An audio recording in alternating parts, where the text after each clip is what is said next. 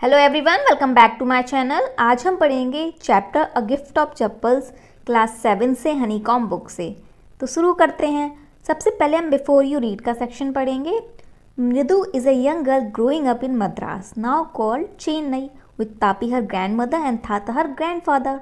तो जो मृदु है वो एक यंग लड़की है जो कि पली बड़ी है मद्रास में, जिसको हम अब चेन्नई कहते हैं। वो अपने दादा और दादी के साथ रहती थी, यानी Tapi and थाता।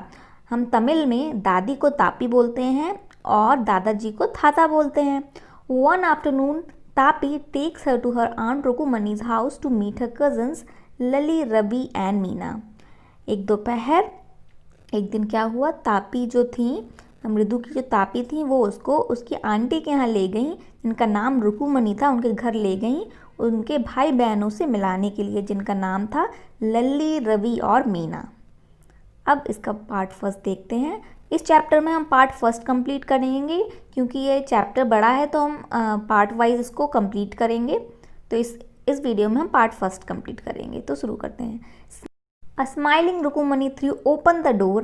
Ravi and Meena rushed out and Ravi pulled Mridu into the house. तो जो रुकुमनी आंट थी, उन्होंने मुस्कुराते हुए अपना दरवाज़ा खोला और रवि मीना आए और रवि ने मृदु को अपने घर की तरफ खींचा। Wait, let me take off my slippers, protested Mridu ने विरोध करते हुए कहा, अरे रुको रुको, मुझे अपनी चप्पल तो उतार लेने दो, स्लीपर्स तो उतार लेने दो। She set them out neatly near a pair of large black ovens, those were grey actually with dust. फिर मृदु ने अपनी स्लीपर्स उतारी, जो काले रंग की बड़ी चप्पलों के पास उसने रख दिया अच्छे से। Those were grey actually with dust. जो काले रंग की चप्पल रखी थी वो एक्चुअली ग्रे हो चुकी थी धूल की वजह से। उसमें इतनी धूल चढ़ी हुई थी कि वो काला रंग की जगह ग्रे रंग उसमें दिख रहा था। You could see the clear mark of every toe on the front part of each slipper. The marks for the two big toes were long and scrawny. और जो हमारे पैरों की जो उंगलियां होती हैं, उसके साफ निशान आप उस चप्पलों में देख सकते थे।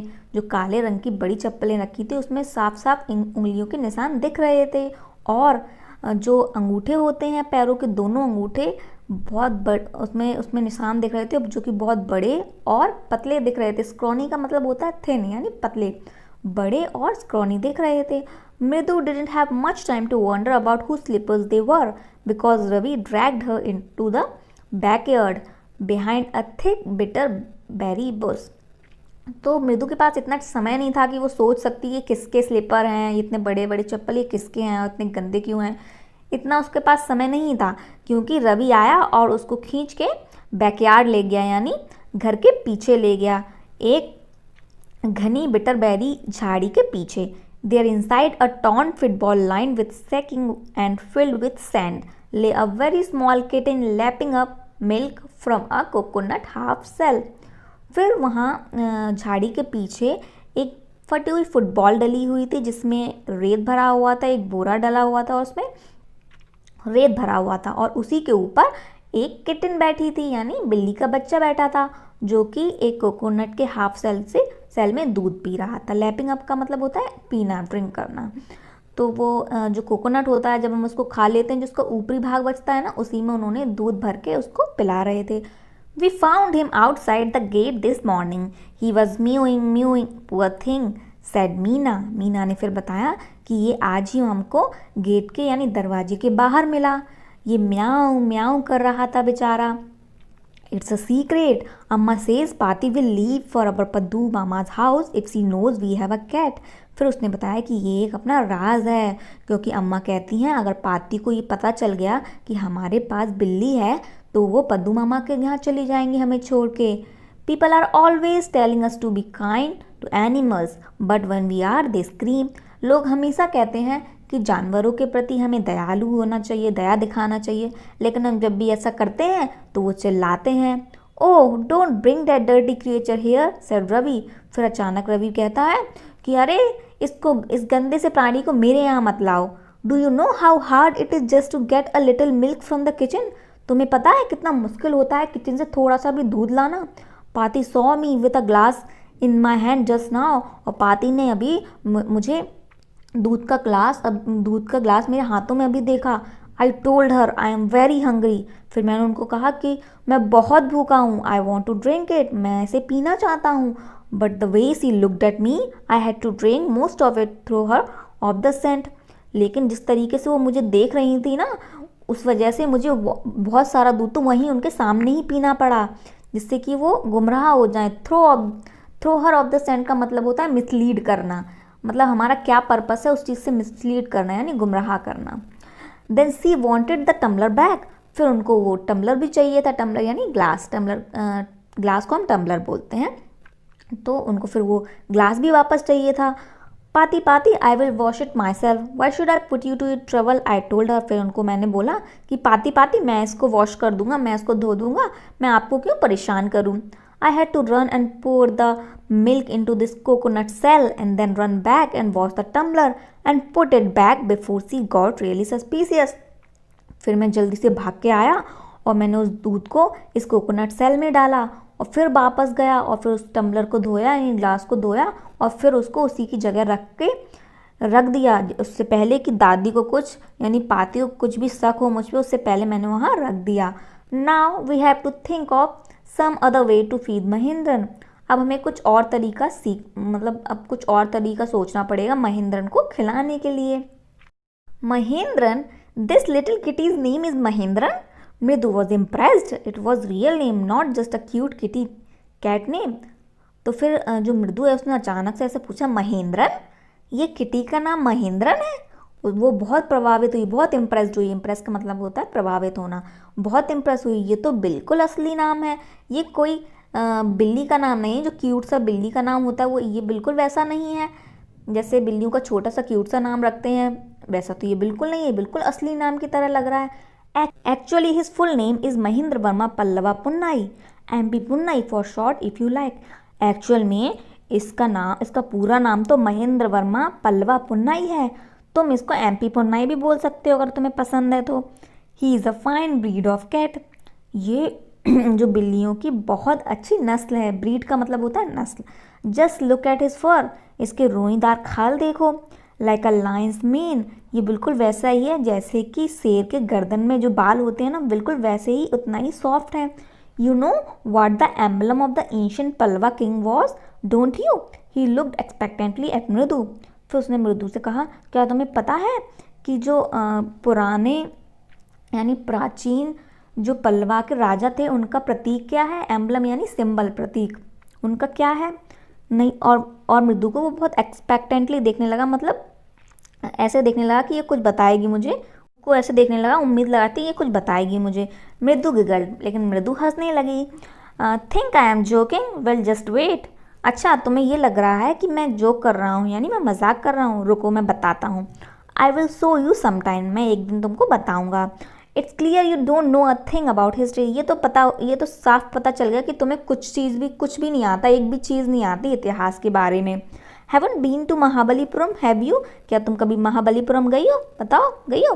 ही सेड मिस्टीरियसली, वो बहुत रहस्य तरीके से पूछने लगा। Well when our class went to Mahabalipuram I saw a statue of Thathas etcetera etcetera.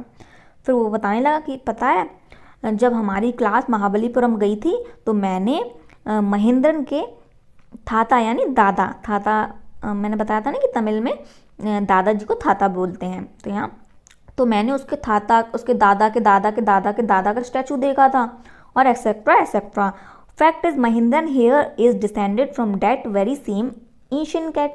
और फैक्ट ये है कि महेंद्रन जो है वो उसी प्राचीन बिल्ली का वंशज है। डिसेंडेंट का मतलब होता है वंशज, यानी उसी सेम फैमिली से है। A close relative scientifically speaking of none other than the lion. अगर हम साइंटिफिकली यानी वैज्ञानिक रूप से देखा जाए तो ये शेर की यानी लायन की क्लोज रिलेटिव है, यानी नज़दीकी रिश्तेदार है। The Pallava lion emblem of the Pallava dynasty. जो पल्लवा लायन है यानी जो पल्लवा शेर है वो एक्चुअल में पल्लवा राजकुल का डायनेस्टी का मतलब होता है राजकुल या राजवंश हम बोल सकते हैं। तो जो पल्लवा राजकुल का एम्बलम है यानी प्रतीक है। Ravi went on walking around the bitterberry bush waving a twig up and down, his eyes sparkling. तो जो रवि है वो चलता जा रहा था, घूमता जा रहा था, जो झाड़ी थी उसके चारों तरफ ऐसे घूम रहा था, और ट्विग यानी पेड़ की ऐसी लकड़ी ले ली थी जिसको ऊपर नीचे ऐसे वेव करता हुआ, हिलाता हुआ घूम रहा था और बताता जा रहा था। और उसकी जो आंखें हैं वो चमक रही थी, स्पार्कलिंग, उसकी जो आंखें हैं वो बिल्कुल चमक रही थी। This cat is a descendant of none other than the Mahabalipuram Rishi cat. फिर उसने कहा कि जो कैट है वो किसी और की वंशज नहीं है, बल्कि महाबलीपुरम की जो ऋषि कैट है उसी की वंशज है। And if I may just remind you, they worship cats in ancient Egypt. और मैं तुम्हें एक चीज़ बता दूं, रिमाइंड यानी याद कराना, याद दिलाना। तो एक चीज़ याद दिला दूं कि वो जो इजिप्ट में, पुराने इजिप्ट में, प्राचीन में लोग बिल्लियों की पूजा करते थे। दे वर्शिप, वर्शिप यानी पूजा करना। They worship cats in ancient Egypt. How he love the sound of his own voice, Meena and मृदु एक्सचेंज लुक। वो फिर वो जो मीना है, मृदु है, वो एक दूसरे को देखने लगी और देखने लगी कि इसको खुद की जो वॉइस है, खुद की आवाज़ कितनी अच्छी लग रही है रवि को। What does that have to do with anything? मृदु डिमांडेड। फिर मृदु ने कहा कि वो उनकी पूजा करते थे, उसका क्वेश्चन ऐसा ही था कि वो अगर पूजा करते थे उससे यहाँ क्या लेना देना है, उसका यहाँ क्या मतलब है। I am telling you this cat is descended from the Egyptian cat god, no goddess, Bastet, या दैट्स इट। फिर उसने कहा अरे ये जो मैं बता रहा हूँ ना, ये जो कैट है वो डिसेंडेड है यानी वंशज है, जो इजिप्टियन की कैट थी, कैट गॉड की, उनकी वंशज है ये।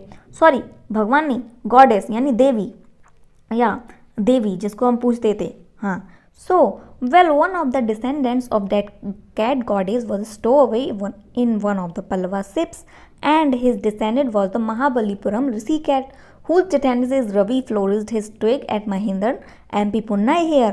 Oh, he streaked, very pleased with himself. फिर उसने कहा कि जो कैट गॉडेस हैं यानी बिल्लियों की जो देवी थी, उन्हीं की एक वंशज जो कि पल्लवा की शिप्स में छुप के आ गई थी। स्टोवे मतलब someone who hide himself herself in a ship or a aircraft to travel unnoticed। मतलब वो जो छुप के आते हैं, या तो प्लेन में, एयरक्राफ्ट में छिप के आते हैं, या शिप में यानी जहाज में छिप के आते हैं, तो उनको हम स्टो अवे बोलते हैं। ठीक है, तो वो यही बता रहा था कि जो बिल्लियों की देवी थी उनका एक वंशज छिप के आ गया था पल्लवा की शिप्स में, यानी पल्लवा जो उनके जहाज़ों में छिप के आ गया, और उसकी जो वंशज है वो महाबलीपुरम ऋषि कैट है, जो महाबलीपुरम की ऋषि कैट वो है। और ऋषि कैट की वंशज कौन है? उसने महेंद्रन की तरफ वो लकड़ी करते हुए कहा कि यहाँ जो महेंद्रन बैठी थी, यानी जो महेंद्रन जो बिल्ली थी, उसकी तरफ वो लकड़ी करते हुए कहा वो ये है, MP पुन्नाई हियर। और खुशी से वो चिल्लाया क्योंकि वो खुद की बातों से बहुत खुश हुआ था, क्योंकि उसको सफलता मिल गई थी, उसने कहीं ना कहीं से बात जोड़ता जा रहा था। Mahendran looked up alarmed, he had just been sharpening his claws on the edge of the coconut shell. फिर जो महेंद्रन थी यानी जो बिल्ली थी जो उन्होंने पाली हुई थी, उसने ऊपर की तरफ देखा और जो कोकोनट का सेल था ना, उससे वो अपना पंजा साफ करने लगी, उसको पैने करने लगी, अपने जो उसके जो क्लॉज का मतलब होते हैं पंजे, जो अपने पंजों को पहना करने लगी। But worse than Ravi's awful VOOC was a crèche from the window. लेकिन जो रवि चिल्लाया था उससे भी बेकार क्रीच करके आवाज़ आई खिड़की से। What a weird sound if मृदु वॉज स्टार्टल्ड। तो एकदम से मृदु एकदम से शॉक्ड हो गई, चौंक गई कि ये कैसी अजीब सी आवाज़ है, वियर्ड आवाज़ है। MP Punnai was frightened out of his wits here, standing on end, he bounced up and scurried towards a bamboo tray of red chilies that had been set out to dry. जब मृदु इतना ज़्यादा घबरा गई थी, इतना ज़्यादा चौंक गई थी उस आवाज़ से, तो जो बिल्ली का बच्चा है वो तो बहुत ही ज़्यादा घबरा गया था, बहुत डर गया था। Frightened out of his wits का मतलब होता है बहुत ज़्यादा डर जाना। और उसके जो बाल हैं, बिल्ली के बाल, वो खड़े हो चुके थे डर की वजह से, और वो उछल इधर उछली, फिर उछल के वो बैम्बू ट्रे के पास मतलब बैम्बू ट्रे यानी बांस से बनी हुई एक टोकरी थी, वहाँ जाके पहुँच गई जिसमें रेड चिल्लीज रखी हुई थी सूखने के लिए, जिसको बाहर रखा गया था सुखाने के लिए।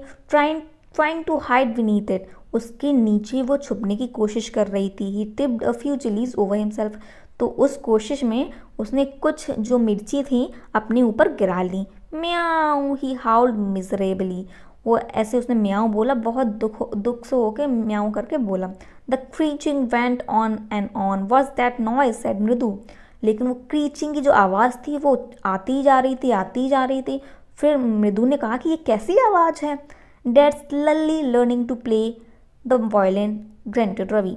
तो फिर रवि ने कहा ये लल्ली है, फिर रवि ने बोला ये लल्ली है जो कि वायलिन सीख रही है। She will never learn a thing, the music master just goes on playing like a train buzzing on and on, while Lalli all the time drilling, going completely off track.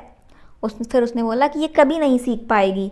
जब जो म्यूज़िक मास्टर है वो जब violin बजाता है तो ऐसा लगता है ट्रेन चल रही हो, यानी बहुत स्मूथली, आवाज़ नहीं आती, बिल्कुल अच्छे से आती है। लेकिन जब लल्ली बजाती है तो ऐसा लगता है कि जो ट्रेन है वो अपनी पटरी से उतर गई है, completely going of the track, मतलब बिल्कुल अलग ही जाती है वो। इस चैप्टर का पार्ट फर्स्ट यहीं कंप्लीट होता है। आई होप आपको समझ आया हो। अच्छा लगा तो प्लीज़ वीडियो को लाइक करें और चैनल को सब्सक्राइब भी करें और ज़्यादा से ज़्यादा शेयर करें। और जो भी इसके क्वेश्चन आंसर हैं मैं ये जितने भी इसके पार्ट्स हैं उसको कंप्लीट करके लास्ट वीडियो में डाल दूँगी। Thank you for watching.